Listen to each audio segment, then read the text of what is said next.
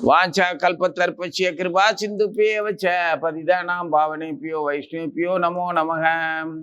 ओम अज्ञानतिमिरान्धस्य ज्ञानाञ्जनशलाकया चक्षुरुन्मीलितं येन तस्मै श्रीगुरुवे नमः।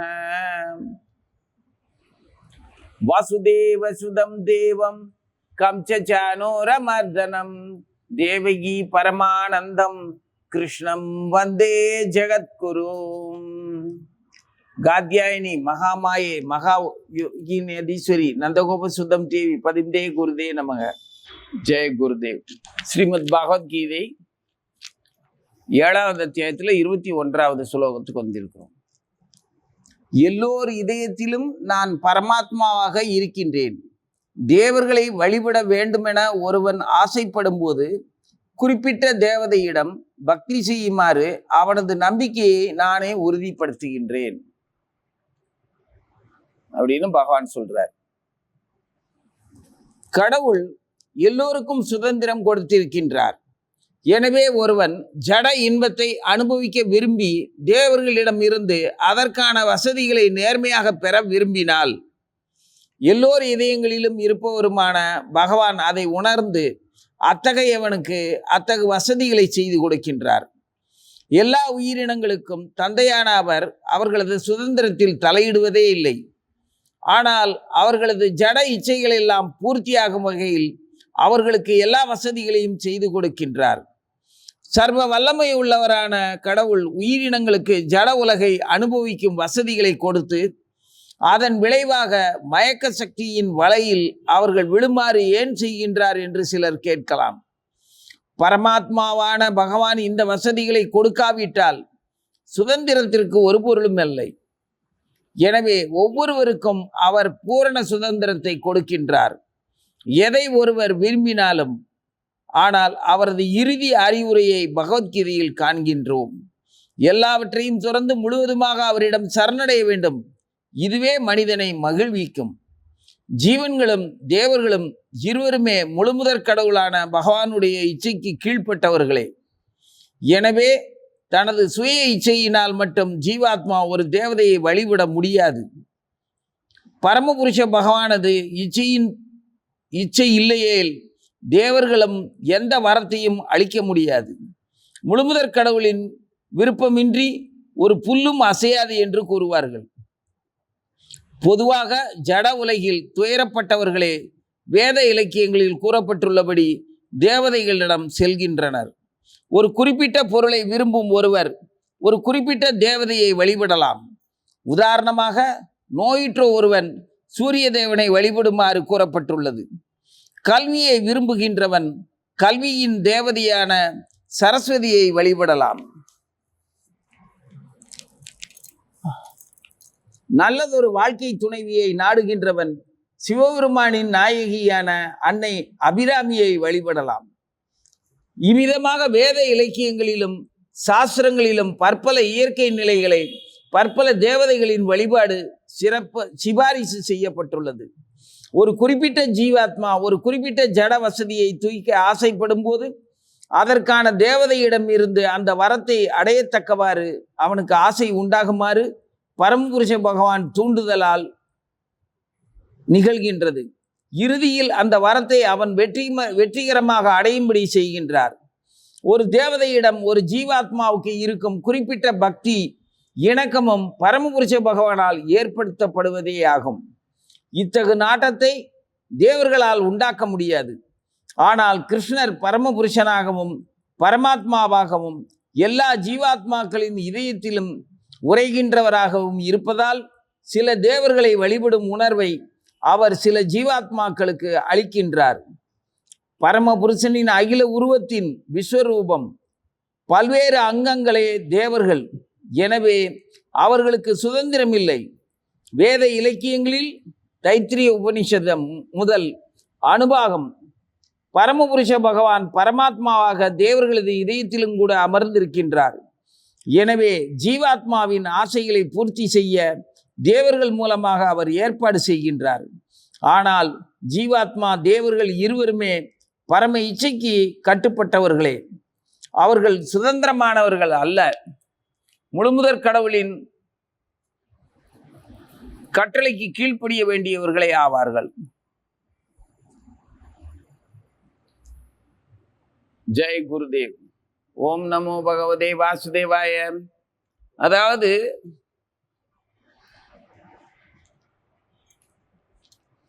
பூரண ஞானம், பூரணத்தின் ஞானம். பூரணம்ங்கிறது முழுமை.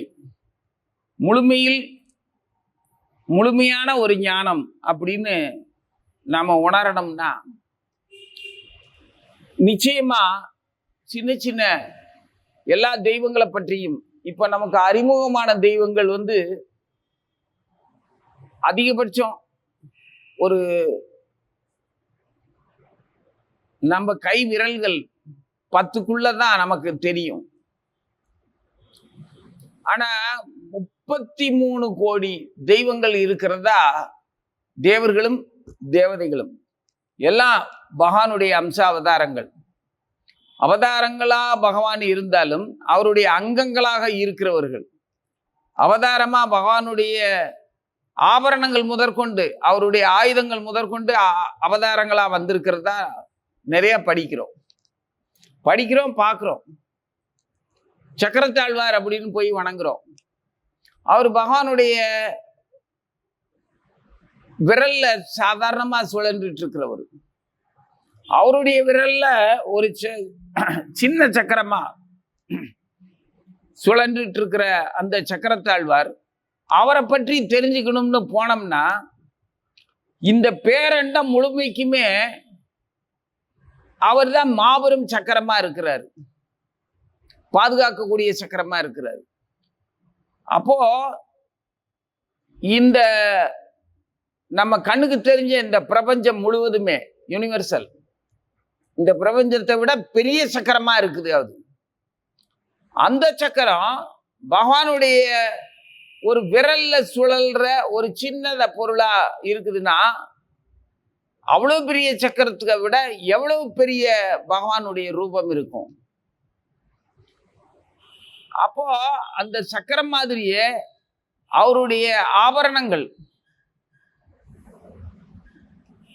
மகர குண்டலம், கழுத்துல இருக்கிற அட்டிகையிலிருந்து அவருடைய குருவாள் முதற்கொண்டு, இடுப்புல இருக்கிற ஒட்டியானம் குருவாள், அவருடைய தண்டை கதை எல்லாமே ஆழ்வார்களாகவும் பக்தர்களாகவும் அவதாரம் பண்ணி இருக்கிறாங்க. அப்போ அவருடைய அங்கம் முழுவதுமே எல்லா தெய்வங்களும் இருக்கிறாங்க. நாம வணங்கக்கூடிய சின்ன சின்ன தெய்வங்கள்னு அவருடைய ஹலாதினி சக்தி, ஆனந்த சக்தியானது ராதாரணியா வெளியில வடிவமா தெரியுது. ராதையும் கிருஷ்ணருமா, கிருஷ்ணருடைய ராதை. அதே அவருடைய ராதையினுடைய ஆளுமை சக்தி, அதாவது நிர்வாக சக்தி, அன்னை உமா மகேஸ்வரியாக அபிராமியாக துர்காவா இந்த உலகத்துக்கு நிர்வாகியா வர்றாங்க. பிரபஞ்ச இயற்கையின் பிரகிருதியாக துர்காம்மா இருக்கிறாங்க. அந்த துர்க்கையின் வடிவங்களும் பல்வேறு வடிவங்கள். அம்மா அந்த துர்கா தேவி கிட்ட பகவான் அவதாரம் பண்ணும்போது அவரே சொல்றாரு, நீ என்னுடைய லீலையில நான் பூமிக்கு அவதாரம் பண்ணி இருக்கிற அந்த காலத்துல எனக்கு நீ என்னுடைய தோற்றத்துக்கு இடம் மாற்றத்துக்கு நீ உதவி செய்கிறதுனால உன்னை இந்த உலகில் உள்ள மானிடர்கள் அத்தனை பேருமே மகிழ்வோட விரும்பி வணங்குவாங்க. அப்படி அவங்க விரும்பி வணங்குறதுனால அவங்களுடைய விருப்பத்தின் பேர்ல எதற்காக அவங்க வணங்குறாங்களோ அந்த விருப்பத்தை எல்லாமே உன்னால நிறைவேற்ற முடியும். அந்த ஆற்றலை நான் உனக்கு தாரேன் அப்படிம்பாரு. அப்போ இந்த அதாவது பகவானுடைய அவதார நிகழ்ச்சியில துர்காம்மா இந்த பௌதிக இயற்கைக்கு அதிகாரியாக இருந்து இயற்கையின்படியே பகவானுடைய அவதாரத்துக்கு அந்த அம்மா ஆற்றலை பயன்படுத்தி லீலைய செய்யறதுனால, உதவி செய்யறதுனால அதுக்கு பரிசா பகவான் தர்றாரு ஜீவர்கள் மனிதர்கள் அத்தனை பேருமே அவரவர் விருப்பங்களை, பல்வேறு விருப்பங்களை உன்னை வழிபட்டு, உன்னை கொண்டாடி, உன்னை புகழ்ந்து, உங்ககிட்ட இருந்து அந்த வரத்தை வாங்கி அவங்க விருப்பத்தை நிறைவேற்றி மேலும் மேலும் உன்னுடைய புகழ் பெருகும் அப்படின்னு வாழ்த்துறாரு. அப்போ அந்த துர்காமா யாரு அப்படின்னா பகவானுடைய அங்கம்தான். பகவானுடைய மனசுல இருக்கக்கூடிய ஆளுமை திறன், ஆற்றல், படைப்பாற்றல், காவல் குணம்தான். அந்த ஜீவர்களுக்காகவே அவருடைய அந்த குணம் துர்க்கையா இருக்குது. அவருடைய இன்ப ஆற்றல் ராதையா மகாலட்சுமியா இருக்கிற மாதிரி, ஆதிலட்சுமியா இருக்கிற மாதிரி அவருடைய ஆளுமை ஆற்றல், நிர்வாக ஆற்றல் துர்க்கையா இருக்குது. அதுகிட்டதான் இவர் உதவி கேட்கிறார். இது எப்படின்னா, உங்ககிட்ட படிக்கிற திறமை இருக்குது, எழுதுற திறமை இருக்குது, அதை கொடுத்தது கடவுள் தான். ஆனா அது கடவுள் கொடுத்தது தான். ஆனா அது உனக்காகவே கொடுத்தது, அதனால அது உன்னதுதான். அது கடவுளுடையதுன்னு சொல்ல முடியாது, சொல்ல தேவையில்லை. அவர் தான் கொடுத்தார். உனக்கு எழுத படிக்கிற ஒரு ஆற்றலை கொடுத்துருக்கிறாரு. அதை நீ எழுதுற, படிக்கிற. அப்பா அவர் சொல்றாரு, நான் தானே உனக்கு எழுத படிக்க கொடுத்தேன், என்னை பற்றி நீ எழுது, என்னை பற்றி படின்னு அவர் உன்னைய கட்டாயப்படுத்துறது இல்லை. ஆனா அவர் என்ன சொல்றாரு, என்னை பற்றி எழுதி என்னை பற்றி நீ படிச்சேன்னா அதுக்கான பரிசா நான் உனக்கு இதை தருவேங்கிறாரு. என்ன தருவாரு? முன் யோசனையும் ஒரு சாமர்த்தியமும். உன்னை விட திறமை குறைந்த, படிப்பறிவு இல்லாத, எழுத்தறிவு இல்லாதவர்கள் உன்னை ஏமாற்றவோ, திசை திருப்பவோ, உன்னை அடிமைப்படுத்தவோ முடியாது. அவங்க உன்னை சார்ந்து வாழுவாங்க, உன்னை எஜமானியா மதிப்பாங்க. அப்படிங்கிற ஒரு ஆற்றலை தாரேங்கிறார். புரியுதா இப்போ? அப்படின்னா அவரு யார பணிய வைக்கிறாரு? அவங்களுக்குள்ளேயே அவர் தான் பரமாத்மாவா இருக்காரு. அவங்களுக்கு ஏன் எழுத படிக்கிற ஆற்றல் அவர் தரலன்னுலாம் சொல்ல முடியாது. தந்திருப்பார், கண்டிப்பா தந்திருப்பார்.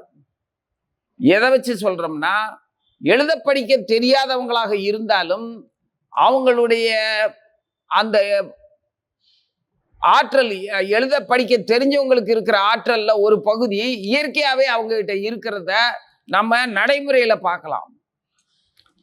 அவங்க நம்மளை விட, எழுத படிக்க தெரிஞ்ச நம்மளை விட அவங்க பணத்தை எண்றதுலையோ, நாட்களை எண்ணி பார்க்கறதுலையோ, வியாபாரம் பண்றதுலையோ மிக திறமைசாலியா விளங்குவாங்க.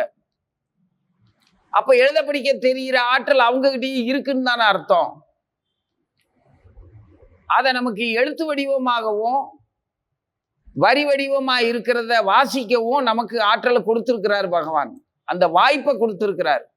ஆனா இந்த ஆற்றல் எல்லாருக்குள்ளேயும் இருக்கு, எல்லா மனிதர்கள்ட்டையும் இருக்குங்கிறது தெரிஞ்ச விஷயம். அவரவர் தகுதிக்கு தகுந்த மாதிரி. தகுதி எங்க நிர்ணயிக்கப்படுகிறது? யாரால நிர்ணயிக்கப்படுகிறது? தகுதி அவரவர் விருப்பத்தின் பேரில் தீர்மானிக்கப்படுது. நீ எதை விரும்புறியோ அதுதான் உன்னுடைய தரம். ஒருவேளை உணவு மட்டும் விரும்பினேன்னா அவ்வளவுதான் உன்னோட தரம், உன்னுடைய விருப்பம் நிறைவேறும். அது இயல்பாவே உனக்கு கிடைக்கக்கூடிய உணவு தான். ஆனா அதுக்காக தான் நீ காலையில இருந்து காத்துக்கிட்டே இருக்கிற. அது கிடைக்கிற நேரம் கிடைக்கும்னு நீ மற்ற வேலையை பார்க்கலாம். இன்னும் உன்னுடைய மனசையோ, புலனையோ, உடல் உழைப்பையோ, சிந்தனை ஆற்றலையோ எதுக்கு வேணாலும் செலவழிக்கலாம். அந்த ஒரு கவலை உணவுக்காக ஒரு இடத்துல காத்திருக்கிறதோ, உன்னை விட தகுதி குறைந்த அல்லது உனக்கு சமமான ஒரு மனிதனை அண்டி அவனுக்கு துதிப்பாட வேண்டிய அவசியம் உனக்கு இல்லை. ஆனா உன்னுடைய தரத்தினால, உன்னுடைய விருப்பத்தினால, உன்னுடைய அறியாமையினால நீ அந்த வேலையை செய்யற. அப்ப அதுதான் உன்னோட தரமா இருக்குது. அப்ப தரத்தை தீர்மானிக்கிறது இறைவனோ இயற்கையோ இல்லை, அந்தந்த ஜீவனுடைய தன்மை தான். அவன் அவ்வளவுதான் அவனுடைய ஆற்றலை பயன்படுத்துறான். இந்த மாதிரி இருக்கிற எல்லா ஜீவர்களுக்குமே சேர்த்து பகவான் தர்மத்தை நிலைநாட்ட பூமிக்கு அவதாரம் பண்ணும்போது துர்காம்மா கிட்ட அவருடைய ஆற்றல் தான் அது. அவருடைய ஆற்றல் கிட்டயே அவர் எனக்கு நீ உதவி செய்யுன்னு கேட்கிறாரு. உதவிக்கு ஒரு பரிசையும் தராரு. அவருடைய ஆற்றல்கிட்ட அது என்ன உதவி கேட்கிறாரு? நான் அவதாரம் பண்றதுக்கு நீ உன்னுடைய சக்தியை பயன்படுத்துன்றார். இது ஏற்கனவே சொன்ன உதாரணம் மாதிரி உங்ககிட்ட பணத்தை மொத்தத்தையும் முதலாளி கொடுத்துட்டாரு. அவர் காருக்கு பெட்ரோல் போட சொல்லி உன்கிட்ட தயவு செய்து அந்த என்னோட வண்டிக்கு இந்த எரிபொருளை நீ நிரப்பி கொடு அப்படின்னு கேட்கிறாரு. சரின்னு சொல்லி நீ நிரப்பி தர்ற. உன்னோட உதவிக்கு சரியான சமயத்துல நீ அந்த வேலையை திருப்தியா செஞ்சு கொடுத்ததுனால உனக்கு பரிசு தாரேன் அப்படிங்கிறாரு. அப்படின்னா எல்லாமே அவரு தானே. இது ஏன் இந்த ஏற்பாடு அப்படின்னா, வீட்டுல நம்ம சராசரியா நடைமுறை வாழ்க்கையில பார்க்கலாம். சாப்பிட்டியான்னு கேக்குறாங்க. சாப்பிடணும்னு நீ சொல்ற. அம்மா உடனே அரிசி இருக்கு, பருப்பு இருக்கு, அடுப்பு இருக்கு, நெருப்பு இருக்கு, எண்ணெய் இருக்கு, தண்ணி இருக்கு, பாத்திரம் இருக்குது, எல்லாம் எல்லாருக்கும் பொதுதான். யார் வேணாலும் எடுக்கலாம், யார் வேணாலும் சமைக்கலாம், எப்படி வேணாலும் சாப்பிடலாம், உன் விருப்பம் அது, உனக்கு இல்லாத உரிமையா அப்படின்னு சொன்னா அது எப்படி இருக்கும்? சொல்லிக்கிட்டே இருப்பாங்க. யாருமே எந்த வேலையுமே செய்யல. வஸ்திரம் இருக்கு, உடுத்திக்கோ, சாப்பாடு அரிசி இருக்கு, பொங்கிக்கோ, எல்லாமே பண்ணிக்கோ, எல்லாம் எல்லாருக்கும் உள்ளதுதான். வீட்டுல யாருமே எந்த வேலையுமே செய்யறதில்ல. எல்லாரும் இப்படியே பேசிக்கிட்டு நீ செஞ்சுக்கோ, நீ பொங்கிக்கோ, உனக்கு இல்லாத உரிமையா, நீ பொங்கலாம், சாப்பிடலாம், தூங்கலாம், என்ன வேணாலும் பண்ணலாம் அந்த வீட்டுல அப்படின்னு எல்லாருமே சொல்லிக்கிட்டே இருந்தோம்னா யார் தான் எந்த வேலையைத்தான் பார்க்கறது? நான் இதை செய்கின்றேன் உனக்காக, நீ எனக்காக இதை செய் அப்படின்னு பொதுவில் இருக்கிறத மறந்துட்டு ஒவ்வொருத்தருக்கும் தனித்தனி பொறுப்பு கொடுத்து அது இயங்கினா தான் அந்த வீடு வீடா இருக்கும். நீ பெருக்கு, நீ துவைச்சு போடு, நீ சமைச்சு போடு, நீ வீட்டை சுத்தம் பண்ணு, நீ பாத்திரத்தை சுத்தம் பண்ணு, நீ துவைச்ச துணியை வெளியில காய போடு, நீ வேலைக்கு போ, பணம் பொருள் ஈட்டிட்டு வா, நீ படிக்க போ, நல்லபடியா கல்வியை முடிச்சிட்டு வா, நீ கடைக்கு போ, வாகனம் பார்த்து மோதாம முட்டாம எங்கேயும் போய் பொருளை காணாம விரயம் பண்ணாம சரியா போய் பொருள் வாங்கிட்டு வா. ஒவ்வொருத்தருக்கும் ஒவ்வொரு வேலை இருக்கணுமா இல்லையா? இயக்கத்துக்கு தனித்தனி உரிமை, அவரவர் உரிமைப்படியோ அவரவர் சுதந்திரப்படியோ இயக்கத்தை அவங்க செம்மையா செஞ்சாதானே இயக்கம் இயக்கமா இருக்கும், குடும்பம் அழகா இருக்கும். இதே மாதிரி தானே பிரபஞ்சமும். எல்லாம் ஒண்ணுதுதான், எல்லாம் என்னதுதான், எல்லாம் பொது உடைமை தான். அப்படின்னா யார் தான் எந்த வேலையை செய்யறது, எப்படித்தான் நிர்வாகம் பண்றது? அப்படின்னா எல்லாருமே முட்டாளாதான் இருக்கணும். எதுக்குமே பொறுப்பு இல்லை, எந்த வேலையும் வழங்காது. பாதி செய்வ. இது நமக்கு என்ன, அவங்க இந்த வஸ்திரத்தை தண்ணியில நனைச்சு காயப்பட சொன்னாங்கன்ட்டு ஒண்ணுமே செய்யாம சும்மா முக்கி எடுத்து காய போட்டேன்னா அது என்ன பொறுப்பான வேலை? வஸ்திரத்தை சுத்தம் பண்ணி கொடு அப்படின்னு சொன்னா அதை எப்படி சுத்தம் பண்ணணுமோ அந்த முறைப்படி சரியா செய்யணும். சமைக்க சொன்னா சரியா சமைக்கணும். கடைக்கு போக சொன்னா ஒழுங்கா கடைக்கு போயிட்டு வரணும். படிக்க சொன்னா ஒழுங்கா படிக்கணும். வேலைக்கு போக சொன்னா ஒழுங்கா வேலைக்கு போகணும். வீட்டை சுத்தம் பண்ணு, பெருக்கு அப்படின்னு சொன்னா ஒழுங்கா பெருக்கணும். எதையுமே பொறுப்பா செய்யணும்ல. அதுக்குத்தான் பகவான் அவருடைய ஆற்றல் தான். அவர் அவதாரம் பண்ணும்போது அவர் சொன்னாரு, நீ என்னுடைய அவதாரத்துக்கு நீ உதவி செய்யன்னு. அந்த அம்மா செஞ்சாங்க. அதுக்கு பரிசா இவரு உலக மக்கள் மானிடர்கள் அத்தனை பேரும் அவங்க விருப்பத்தை எல்லாம் உங்ககிட்ட வந்து கேட்பாங்க. நீ அவங்களுக்கு வேண்டிய வரத்தை கொடுத்து அவங்களுடைய பூஜை புனஸ்காரங்கள் மாலை மரியாதைகளை பெற்று மகோன்னதமா வாழலாம். எங்க பார்த்தாலும் உன்னோட கோயிலா தான் இருக்கும் கலியுகத்துல அப்படின்னு சொல்லி பாராட்டினாரு. அத அவ வேண்டாம்னு சொல்லல. நான் செஞ்சதுக்கு நீ திருப்பி கொடுக்குற அந்த புகழெல்லாம் எனக்கு பெரிய விஷயம் இல்லை. இவனுங்க வருவானுங்க, கெஞ்சுவானுங்க, என்ன புகழுவானுங்க, மாலை மரியாதை எல்லாம் கொடுப்பானுங்க, சரிதான். அவங்களுக்கு அவங்க விருப்பங்கள் என்ன வேணுமோ அதை என் மூலமாவே நீயே நிறைவேற்றி வச்சிருவ.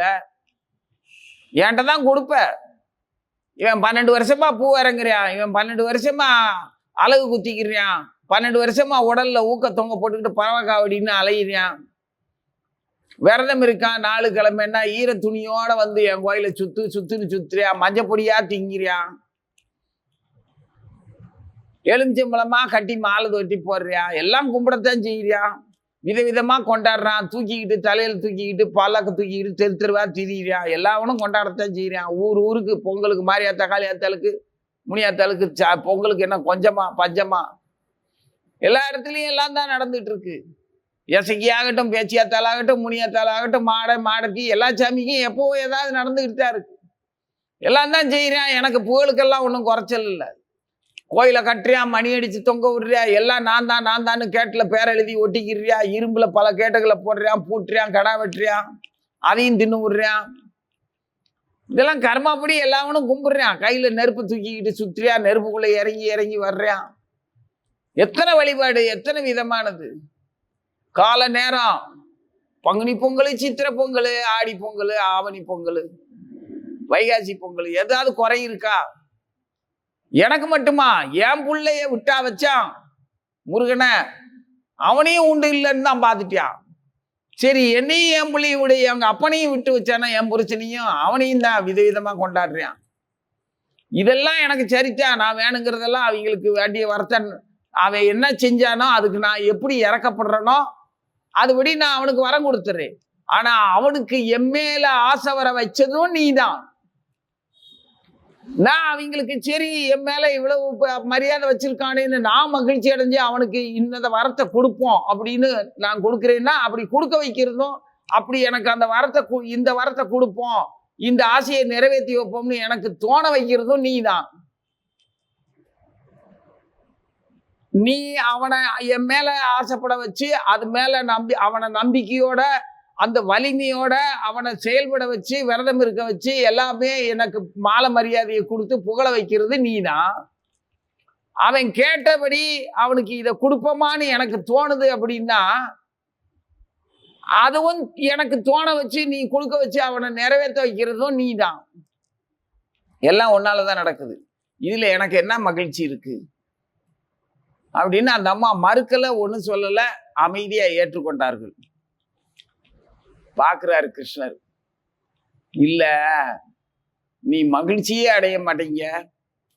நான் இவ்வளவு சொல்றேன்ல, என்னோடதுக்கு உதவி செஞ்சதுக்காக நான் உனக்கு ஊரு உலகமே காலங்காலமா யுகமா உன்னை கொண்டாடுற மாதிரி இவ்வளவு பெரிய இதெல்லாம் செஞ்சிருக்கேன்.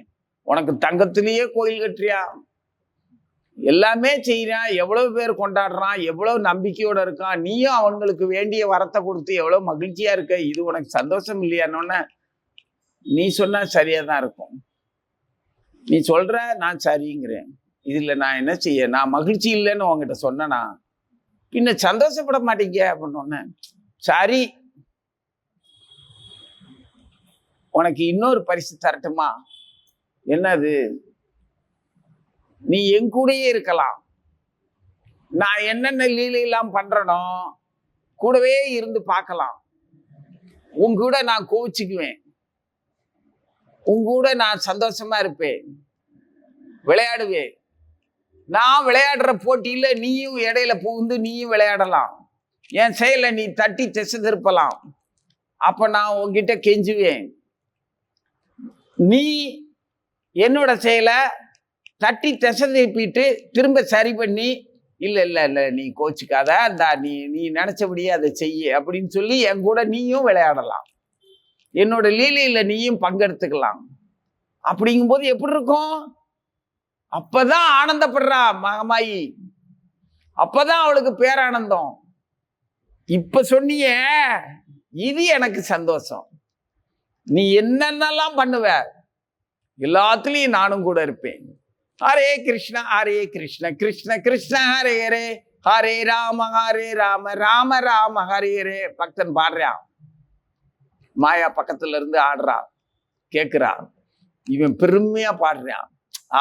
நான் பாடுறதுலையும் நான் வாசிக்கிறதையும் அங்க இருந்து அந்த பெண்கள்லாம் அந்த பசங்கள்லாம் எப்படி மதிக்கிறாங்க, எவ்வளவு பெருமையா பாக்குறாங்க. ஆத்தா கூட இருக்கா, கிருஷ்ணன் பார்த்துக்கிட்டு இருக்கான். அவன் என்ன சொல்லுவான்? அவன் என்னத்தானே பாடுறான், நான் தானே பாட சொல்லி சொன்னேன், நீ என்ன குறுக்க புகுந்து அவன் தற்பெருமையை காட்டி அவனை வேற மாதிரி சுகப்பட வைக்கிற அப்படின்னா, ஒரு அவனை என்ன பண்ணி காட்டுறேன் பாரு அவன் சங்கீதத்துல ஒன்னையும் அவன் நினைக்கான், என்னையும் நினைக்கல, ஒன்னையும் நினைக்கல. நாம கொடுத்த சுதந்திரத்துல அந்த பயவுல என்ன குதியாட்டம் போடுது பாரு, என்ன திமிரு, என்ன ஆணவம், எப்படி ஆடுறான் பத்தியா. மாயா கூடவே இருந்து விளையாடுறா. எப்படி எல்லாம் விளையாடுறா. நான் தான் பிரசிடென்ட்டுங்க, நான் தான் கோவில் நிர்வாகி, என்னை கேட்காம எவனும் எதுவும் செய்யக்கூடாது. என்னென்னவோ பாக்குறோம்ல, எல்லாம் அம்மாவுடைய அருள் தான். இவங்க 2 பேரும் விளையாடுற விளையாட்டு ஜீவர்கள்ட்ட இத புரிய வேணாமா? அதைத்தான் பகவான் சொல்றாரு. நீ சிறு தேவதைகளை, நான் இப்ப சுருக்கமா சொல்லிட்டேன், ரொம்ப சொன்னா சண்டைக்கு வந்துருவாங்க. எல்லாரை விட பெரிய ஆளா நான் என்னை நினைச்சு சொல்லல. நான் அனுபவிச்சுக்கிட்டு இருக்கிறேன். என்ன அனுபவிச்சுக்கிட்டு இருக்கிறேன்? பெருமையை அனுபவிக்காத வெறுமையை அனுபவிச்சுக்கிட்டு இருக்கிறேன். மற்றபடி மகாமந்திரம், தவம், விரதம், குருவினுடைய அருள் எல்லாம் கிடைச்சிருந்தோம், கையில இருந்தோம், பக்திய பிரபலமாக்கவோ, அந்த பிரபலமான பக்திக்கு தகுந்த மாதிரி எனக்கு ஒரு அந்தஸ்தோ ஒரு மரியாதையோ, என்னை புகழக்கூடிய கூட்டமோ பொருளாதாரமோ எதுவுமே இல்லாத வெறுமையில தனிமையில கிருஷ்ணனோட சந்தோஷமா ஆனந்தமா அந்தர்யாமியா இருக்கிற கிருஷ்ணனோட எனக்கு என்னன்னு இருக்கேன். இருக்கிறதுனால ஐயோ இந்த மாதிரி இருந்தா எப்படி மகாமந்திரத்தை பிரச்சாரம் பண்ணி மற்ற மக்களை எல்லாம் எப்படி கவர் பண்றது, எப்படி வசீகரிக்கிறது, எப்படி பிரச்சாரம், நான் குருவுக்கு எப்படி சேவை செய்வேன், கிருஷ்ணனுக்கு எப்படி சேவை செய்வேன். இந்த துர்காமா என்னைய இப்படி உட்கார வச்சிருக்காளே, அவ என் கூட இருந்து நீ எல்லாமே விளையாட்டையும் பாருன்னு பேசாம வச்சிருக்கா. எனக்கும் ஏதாவது ஒரு வசீகரத்தையோ ஒரு ஆற்றலையோ கொடுத்து கும்மி அடிக்க வைக்கலாம்ல. அவன் எல்லார்கிட்டையும் விளையாடுறான், என்கிட்ட கூட இருந்து நீ விளையாட்ட பாருங்க. இப்படி சிந்தனையை கொடுத்ததும் யாரு? இவங்க 2 பேர் தானே. இதே ராதாராணியும் இதே குருவும், என்னோட குரு ராதையினுடைய அம்சமா, அதே குரு துர்காவின் அம்சமாகவும், 2மே அவர் தான்.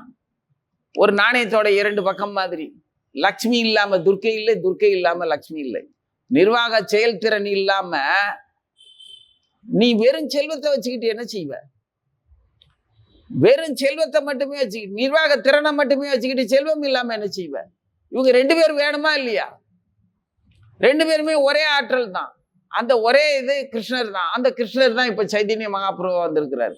அவரே சீகா வச்சுக்கிட்டு ஒரு அறவேட்டியை கட்டிட்டு மகாமந்திரத்தை மட்டும்தான் பாடிக்கிட்டு தெரிஞ்சார். நதனம் நஜனம் ந சுந்தரியும் கவிதாம் வா ஜெகதீச காமையே அப்படின்ட்டு அவர் வாட்டுக்கு போயிட்டாரு. அதே மாதிரி இருக்கணுமே. திருநாத் அபிசுனி சேன தரோரேப சகிஷ்ணுனா அமானினாமானதேன கீர்த்தனிய சதாஹரி. சதாஹரி ஸ்மரணத்துல இருக்கணும்னா என்ன செய்யணும்? மகாபிரபு சொன்ன மாதிரி இருக்கணும். இங்கே துர்காம்மாவும் வேலைக்கு ஆகாது, மகாலட்சுமியும் ஒன்றும் பண்ண முடியாது. ராதை மட்டும்தான் இருப்பா. எந்த வடிவத்துல இருப்பா? நம்ம குருநாதன் வடிவத்துல கூடவே இருப்பா. அந்த குரு வடிவாகி இருக்கிற அந்த ராதாராணி, அந்த துர்காம்மா, காத்தியாயினி, மகா மாயா, மகா யோகின் யதீஸ்வரி, நந்தகோப சுதம் தேவி, நந்தனுக்கு மகளா வந்தவ. பதிந்தே குருதே நமக. குருவா இருந்து அவ லக்ஷ்மிகிட்ட கூட்டிட்டு போனோம். அந்த லக்ஷ்மி ஆதிலட்சுமிகிட்ட கூட்டிட்டு போனோம். அந்த ஆதிலட்சுமி நமக்கு கண்ணுக்கு தெரிஞ்ச குரு மகாராஜ் கிட்ட கூட்டிட்டு போறாங்க. அந்த குரு சைதன்ய மகாபிரபுட்ட கொண்டு போய் விடுவார். சைதன்ய மகாபிரபு எந்த குருவோட மாணவனா நீ வந்து சேர்றியோ அதுக்கு தகுந்த மாதிரி மகாபிரபுடைய அன்பும் பாசமும் இருக்கும். ஆக மொத்தத்துல இந்த மயக்கத்துல இருந்து, பௌதிக மயக்கத்துல இருந்து யாரால விடுபட முடியும்? கிருஷ்ணனை சரணடைஞ்சவளால மட்டும்தான் விடுபட முடியும். இங்கே அர்ஜுனன்ட்ட முதல்ல சொன்னாரு, என்ன சொன்னாரு?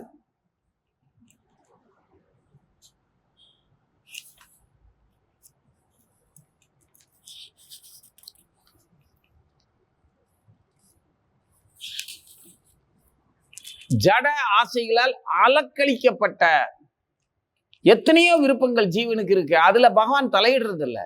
அவன் விருப்பம். அவனுக்கு என்ன வேணுமோ, காசு வேணும், பணம் வேணும் அப்படின்னா குபேரன்ட்ட போறவன், சிவபெருமான்ட்ட போறவன், சரஸ்வதிட்ட போறவன், முருகன்ட்ட போறவன், அவனவன் விருப்பத்துக்கு தகுந்த மாதிரி ஏதாவது ஒரு தெய்வத்துக்கிட்ட போய் நீ தாராளமா கேட்டு வாங்கிக்கோ. ஆனா அது அவங்க கேட்டு நிறைவேற்றி நிறைவேற்றி திருப்தி அடையாம நான்லாம் இத்தனை வருஷமா திருச்செந்தூருக்கு பாத யாத்திரை போறேன், ஆனா எனக்கு ஒரு பலனும் இல்லை அப்படின்னு சொல்றவனை பத்தி நான் பேசல. ஏன்னா எல்லாத்துலயுமே அபராதங்கள் நிறைய இருக்கு. அறியாமையினாலேயும் அபராதத்தினாலேயும் பல வழிகள், பல பிரச்சனைகள் இருக்கலாம். ஆனா தெய்வங்கள் எப்பவுமே எவனுடைய தவத்துக்கும் விரதத்துக்கும் பக்திக்கும் பலனளிக்காம விடவே மாட்டாங்க. அது எந்த தெய்வமா இருந்தாலும் சரி. நீ போற இடம் சைக்கிள்ல தான் போயிட்டு இருக்க, அந்த ரோட்ல அந்த முச்சந்தியில திரும்பும் போது அங்க ஒரு கருப்பசாமி கோயில் இருக்குது. கையில அருவாளோட முண்டாசு கட்டி நிக்கிறாரு முச்சந்தியில. அதுக்கு மணி அடிச்சு தீபம் போட்டு, கோபுரம் கிடையாது, சுற்றுச்சுவர் கிடையாது, சும்மா ஒரு இடத்துல மரத்தடியில தான் இருக்கிறாரு.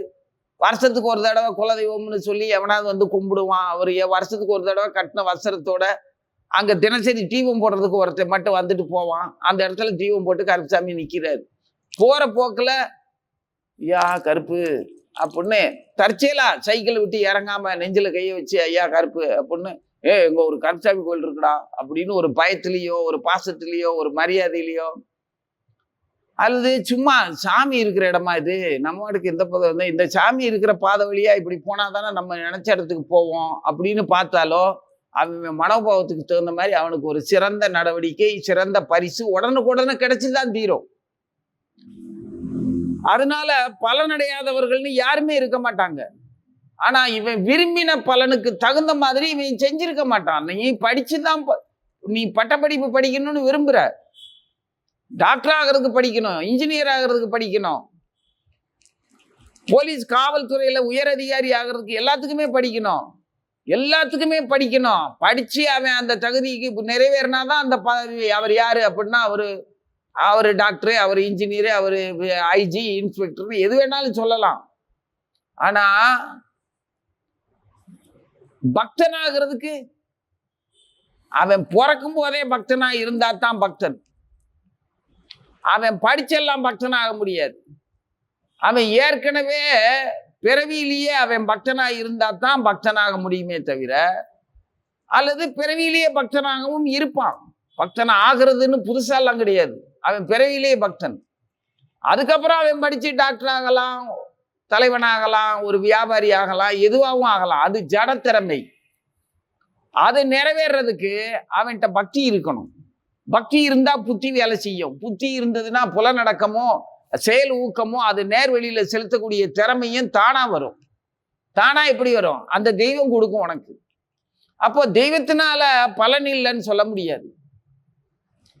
தெய்வத்தால் ஆகாது எனினும் தன் முயற்சி தன் மெய் வருத்த கூலி தரும் அப்படின்னா, அந்த மெய் வருத்த அப்படிங்கிறது, மெய்ங்கிற அந்த உடல் இருக்கு இல்லையா, உண்மையான உழைப்புக்கு ஏற்றது உனக்கு கொடுக்கப்படும்.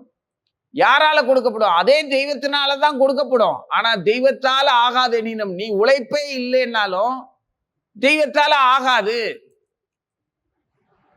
உழைப்பும் இல்ல, உள்ளத்துல ஒரு உறுதியும் இல்ல, வைராக்கியம் இல்ல, வெறுமன ஆசை மட்டும் இருக்குது அப்படின்னா தெய்வத்தால் ஆகாது. எனினும் நீ தெய்வத்தை மறந்துரு, உன்னோட உழைப்பு உனக்கு பலன் தரும்ங்கிறாரு. ஆனா தெய்வத்தை நம்பி உட்காந்துக்கிட்டு இருந்தா உழைப்பு இல்லைன்னா கிடைக்காது. அதைத்தான் அவங்க அப்படி சொல்றாங்க.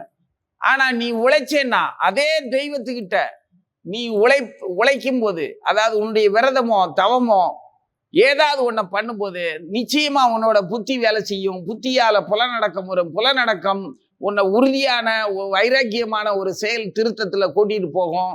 அது உன்னை வெற்றி, நீ விரும்பின இலக்கை அடைய வச்சிரும். அப்போ பக்தி இல்லைன்னா இங்கே பொழப்பு இல்லை. முட்டாளா இருந்தா கூட அவனுக்கும் பாதை இருக்கும். அவனை விட சிறந்த முட்டாள் ஒருத்தர் இருப்பா, அவனை நம்பியாவது உழைக்கணும். அயோக்கியத்தனமாவது 4 காசு சேர்க்கலாம், அவன் விருப்பம் நிறைவேறும். அந்த முட்டாள் பாதையில, குருடன் பாதையில போய் அவன் அடையிற நன்மையும் அவன் அடையிற அந்த அனுபவத்தையும் இவன் அடையலாம். யாருக்குமே எதுவுமே கிடைக்காம போகவே போகாது. ஆனா சோம்பேறியும் வைராக்கியம் இல்லாமலும் உழைப்பு இல்லாமலும் இருக்கிறவனுக்கு எதுவுமே கிடைக்காது. அப்போ எல்லோருடைய நம்பிக்கையும் இப்படி அலக்களிக்கிற மனசுங்கிறத பகவான் உறுதியா சொல்றார். அலைப்பாயிர மனசு, மன ஒருமை இல்லாமல், எந்த ஒரு செயலையும் மன ஒருமை இல்லாமல் அலைபாயிரவதா இருந்தா அவன் எந்த செயலையுமே உறுதியா செய்ய முடியாதுன்னு முதல்ல சொன்னாரு. இப்போ அவன் அப்படி பல்வேறு தேவதைகள்கிட்ட அலைவாயிர மனதோட ஏதாவது ஒரு தேவதைகிட்ட தன் மனதையும் செயலையும் வாழ்வையும் கொடுத்தான்னா அவன் நிச்சயமா அதை வெற்றியோட அடைவான். அதுவும் ஏன் விருப்பப்படி அவன் குறிப்பிட்ட தேவதைகிட்ட போற நம்பிக்கையை உறுதிப்படுத்துறது நானு. அந்த தெய்வம் இவனுக்கு வேண்டியதை வழங்க வைக்கிறதும் நான் தான். அது என் மூலமா தான் அந்த தெய்வம் என்கிட்ட இருந்து வாங்கித்தான் உனக்கு கொடுப்பாங்க. அந்த நம்பிக்கையை நானே உறுதிப்படுத்துறேன். எல்லாரும் என்கிட்ட தான் வாங்கிக்கணும், நான் தான் தருவேன் அப்படின்னு எல்லாம் அவர் சொல்லல. நீ எந்த தேவதையை அடையிறியோ அந்த எண்ணத்தை உனக்கு கொடுத்தது நான் தான். அந்த தேவதை மூலமா உன் விருப்பத்தை நிறைவேற்றி அந்த தேவதை மேல உனக்கு நம்பிக்கையை உறுதிப்படுத்துறதும் நான் தான்றார். இப்படி பல்வேறு இயக்கங்களால பல்வேறு தெய்வங்களாலையும் இந்த உலகம் ஜீவர்கள் நிர்வகிக்கப்படுகிறது. இதுல எல்லா தெய்வங்களாலையும் இந்த தேவதைகளாலையும் நமது விருப்பங்கள் நிறைவேற்றப்பட்டு எப்போ முடிவுக்கு வரும்? எப்ப நம்ம அனுபவிச்சதே தான் அனுபவிக்கிறோம். இதுக்கு எந்த நேரத்திலையும் முடிவே கிடையாது. அக்னியில ஊத்துற நெய் மாதிரி. அக்னி நிற்குமா? நெய் ஊத்திக்கிட்டே இருந்தா? அதனால அந்த மாதிரி எப்பவுமே எரிஞ்சுக்கிட்டு தான் இருக்கும் அப்படின்னு எப்போ உணர்றானோ அப்ப இதுக்கெல்லாம் யார் அதிகாரின்னு எப்போ யோசிக்கிறானோ, அப்படி யோசிக்கணும்னா அவனுக்கு குருவுடைய திருவடி சம்பந்தம் கிடைக்கணும். கிடைச்சதுன்னா அன்னைக்கு யோசிப்பான். அப்படி யோசிச்சிட்டான்னா முழுமுதற் கடவுள் கிருஷ்ணர்கிட்ட வந்துடுவான். வந்துட்டான்னா அவனுடைய வாழ்க்கை அதுக்கப்புறம் அடுத்த அத்தியாயம் ஜட உலக பிறப்பிறப்பு சூழல்ல இருந்து விடுபட்டு முக்திக்கு, அதாவது புத்திக்கு வந்து விடுதலைக்கான பாதை அதுக்கப்புறம் தொடங்கும். அதுல பல தேர்வுகள் இருக்கு. மாயா அன்னை பராசக்தியினுடைய அனுக்கிரகம் இல்லாம அவனால குருவோட அனுக்கிரகத்தை அடைய முடியாது. குருவின் அனுக்கிரகத்தை பெறாம ஆதிலட்சுமி ராதாராணியினுடைய அன்புக்கு பாத்திரமாக முடியாது. ராதாராணியினுடைய அன்புக்கு பாத்திரமானால்தான் சைதன்ய மகாபிரபு அவன் தெரிஞ்சுக்க முடியும். மகாமந்திரமும் பகவானும் ஒண்ணுதாங்கிறது தெரிஞ்சு தூய்மையா மகாமந்திரம் சொல்ல முடியும். அதுக்கு முன்னால உனக்கு விதியெல்லாம் தளர்த்தி கொடுத்துட்டாங்க. உனக்கு என்ன மனநிலையா இருந்தாலும் சரி, எந்த சூழ்நிலையா, வெறுப்போ பயமோ கவலையோ அசூயையோ சோம்பேறித்தனமோ எது இருந்தாலும் ஹரே கிருஷ்ணா கிருஷ்ண கிருஷ்ண ஹரே ஹரே ஹரே ராம ராம ராம ஹரே ஹரே சொல்லிக்கிட்டே இருந்தோம்னா அலுப்பு போயிரும், களங்கம் போயிரும், களைப்பு போயிரும். நம்ம படிப்படியான ஒரு தூய்மையா வந்துருவோம். ஊக்கமும் தந்துன் மணாளனை, ஊக்கமும் தட்டொழியும் தந்துன் மணாளனை இப்போதே எம்மை நீராட்டையில எம்பாவாய். அந்த ஊக்கமும் உன்னை காட்டக்கூடிய அந்த தட்டொளி, அந்த குருவினுடைய ஞான ஒளியும் உனக்கு கிடைச்சதுன்னா உடனடியாக விடுதலைக்கான பாதையில வெற்றிகரமாக ஈடுபடுவோம். ஓம் நமோ பகவதே வாசுதேவாய.